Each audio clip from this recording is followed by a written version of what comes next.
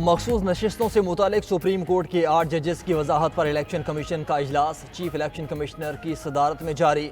मेंबरान commission, secretary, special secretaries और कानूनी team की जानिब से मखसूस नशिस्तों से मुतालिक फैसले पर ब्रीफिंग। ज़राए के मुताबिक कानूनी टीम ने कहा, तहरीक इंसाफ का तंजीमी ढांचा ही मौजूद नहीं तो कैसे दस्तखत अथॉरिटी को तस्लीम किया जाए। किसी भी पार्टी की रजिस्ट्रेशन करना, इंट्रा पार्टी इंतखाबात का जायज़ा लेना और सर्टिफिकेट जारी करना कमीशन का इख्तियार है। इलेक्शंस एक्ट में हालिया तरमीम के भी सुप्रीम कोर्ट फैसले पर असरात हो सकते हैं। पीटीआई इंट्रा पार्टी इलेक्शन से मुताल्लिक केस, चेयरमैन पीटीआई बैरिस्टर गौर इलेक्शन कमीशन में पेश, दस्तावेजात जमा कराने के लिए 10 दिन देने की इस्तदा कर दी। मेंबर खैबर पख्तूनख्वा ने कहा कि आपने 5 साल के बाद पार्टी इंतखाब करवाए, इसके नताज भुगतना होंगे। मेंबर बलोचिस्तान ने पूछा कि क्या पीटीआई के इलेक्शन क्या चमकनी में हुए थे? नहीं जनाब, इंतखाबात इस्लामाबाद में हुए थे। बैरिस्टर गौर का जवाब, इलेक्शन कमीशन ने दस्तावेजात जमा कराने की मोहलत देते हुए समाअत 2 अक्टूबर तक मुलतवी कर दी।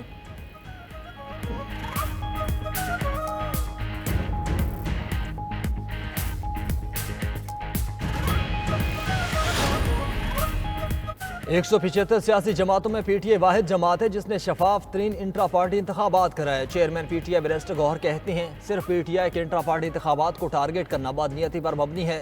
इलेक्शन कमीशन ने सुप्रीम कोर्ट में दरख्वास्त की कि तहरीक इंसाफ का स्ट्रक्चर मौजूद नहीं। सुप्रीम कोर्ट अब भी चीज़ों को वाजे कर चुकी। इलेक्शन कमीशन के लिए ये मुनासिब नहीं वो एक पार्टी के इंट्रा पार्टी इलेक्शन पर बात करे और बाकियों को छोड़ दे।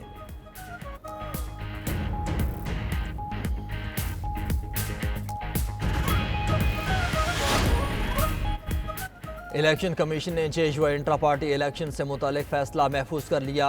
चीफ इलेक्शन कमिश्नर की सरबराही में 3 रुकनी बेंच ने समाअत की। जेजुआई के वकील ने बताया कि 2023 से इलेक्शन अमल जारी है। पहले यूनिट, फिर अजला और तहसील के इलेक्शन हुए, अब सूबाई इलेक्शन शुरू हुए। 19 सितंबर को पंजाब भर, खैबर पख्तूनख्वा, सिंध और बलोचिस्तान के सूबाई इलेक्शन हैं। हमें 60 दिन की मोहलत दी जाए।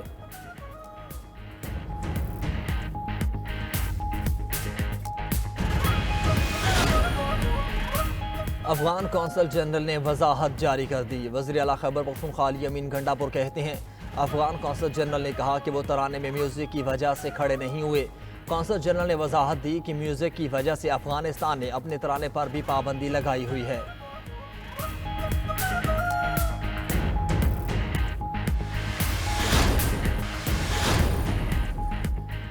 पीटीआई का लाहौर में जलसा रोकने के लिए लाहौर हाई कोर्ट में दरख्वास्त आए। डिप्टी कमिश्नर लाहौर, पीटीआई और दीगर को फरीक बनाया गया। पीटीआई के दीगर हालिया जलसों में नफरत अंगेज तकरीरें की जाती हैं। वज़ीर आला खैबर पख्तूनख्वा अली अमीन गंडापुर की तकरीर रिकॉर्ड पर है। लाहौर हाई कोर्ट पीटीआई को जलसे से रोके। उधर पीटीआई ने लाहौर जलसे से मुतल्लिक मुशावरत के लिए कल पेशावर में इजलास तलब कर लिया। पार्टी ज़राए के मुताबिक जलसे के लिए रवानगी और मकाम का प्लान तरतीब दिया जाएगा।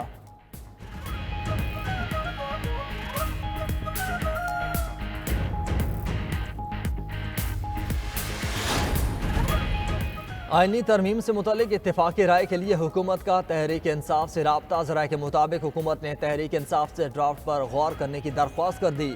वज़ीर आज़म के मुशीर राना सनाउल्लाह की तहरीक इंसाफ से ड्राफ्ट का जायज़ा लेने पर गौर की इस्तदा। ज़राए के मुताबिक स्पीकर कौमी असम्बली ने पीर के रोज़ गिरफ्तार अराकीन के एजाज़ में ज़ोहराना दिया था। ज़ोहराना में राना सनाउल्लाह ने पीटीआई अराकीन से ड्राफ्ट पर लीगल टीम से मुशावरत का कहा। राना सनाउल्लाह ने आज़म नज़ीर तारड़ से टेलीफोनिक राब्ते में अपोजिशन को ड्राफ्ट देने का कहा। पीटीआई अराकीन ने हुकूमत को आईनी तरमीम पर पार्टी क़यादत से राब्ते की तजवीज़ दी।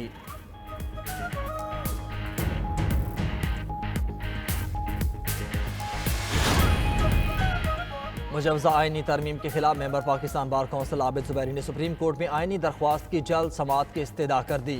दरख्वास्त में इस्तदा की गई कि सुप्रीम कोर्ट और हाई कोर्ट्स को तबाह करके इंसाफ तक रसाई और आईनी पाकिस्तान के खिलाफ कोशिश की जा रही है।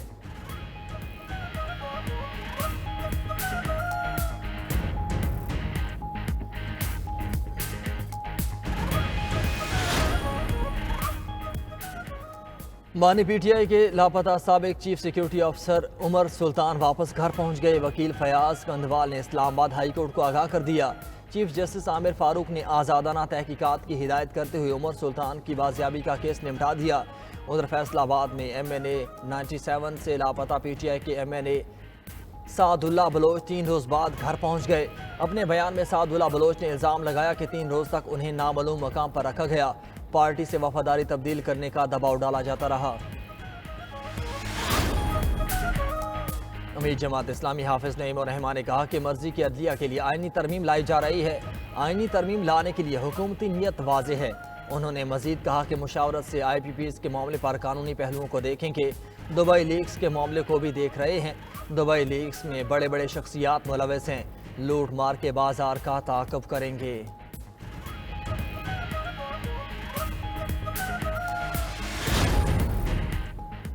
और सिंध में मंकी पॉक्स का कोई केस नहीं आया। 2 मुश्तबा केस टेस्ट के बाद क्लियर दिए गए। वज़ीर सेहत सिंध अजरा बिचोहो कहती हैं कि कराची के मरकजी अस्पतालों की एमरजेंसी को अपग्रेड किया जा रहा है। एमरजेंसी और प्राइमरी हेल्थ यूनिट को मजबूत बनाया जाएगा।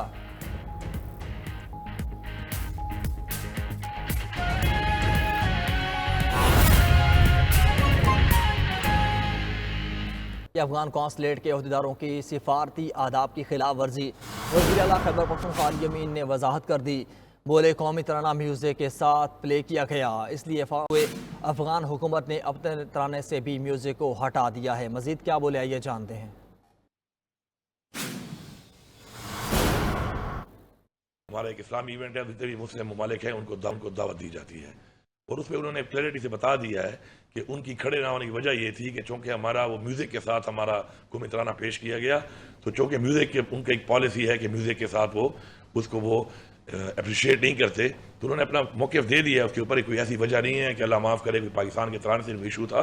उन्होंने मौक़िफ़ दे दिया अपना कि जी म्यूज़िक की वजह से वो उनकी पॉलिसी और अपना भी तराना इसलिए उन्होंने बैन किया हुआ है कि उसे म्यूज़िक था। तो वो क्लैरिटी मेरे ख्याल में आ चुकी है, उन्होंने खुद ही कर दी।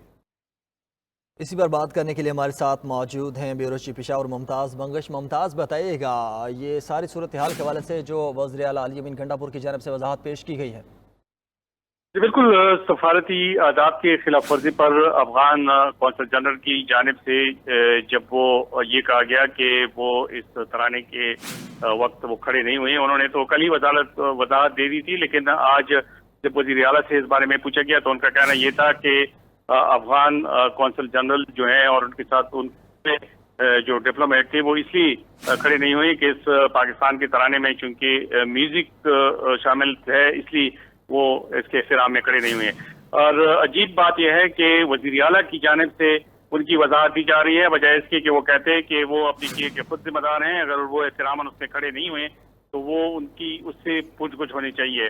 वज़ीर आला ने खुद ही उसकी वजाहत की और ये कहा कि चूंकि अफगानिस्तान का जो तराना है उसमें भी म्यूजिक शामिल है, इसलिए उन्होंने उसे प्ले करने से उन्होंने उस पर पाबंदी लगा दी है और वो तराना भी तकरीबात में शामिल नहीं करते। तो उन्होंने अफगान कौंसल जनरल और उनके साथी डिप्लोमेट की वजाहत की, उनकी तरफ से वजाहत की और उनका ये कहना था कि वो इसलिए उनका खड़ा होना इसलिए नहीं बन रहा था कि वो उनकी जो पॉलिसी है उसके मुताबिक है। हालांकि पाकिस्तान में ये तराना प्ले किया गया, सारे जो लोग थे वो इसके एहतराम में खड़े हो गए और वो 2 ही बंदे थे, 2 ही डिप्लोमेट थे जो उसमें खड़े नहीं हुए।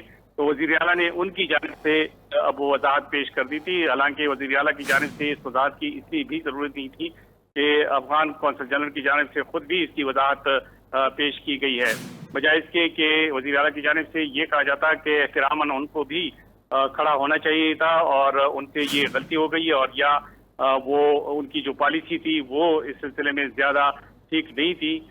इसका असर न सिर्फ पाकिस्तान में बल्कि दूसरे ममालिक में जो सफारती आदाब होते हैं उस पर भी पड़ता है। और अब कल कला कोई भी सफीर सिर्फ इस वजह से किसी दूसरे मुल्क में वहाँ के कानून और वहाँ के कवायद का एहतराम नहीं करेगा कि ये उनकी पॉलिसी के खिलाफ है, तो ये कतान मुनासिब नहीं होगा, क्योंकि सफारती कुछ आदाब होते हैं।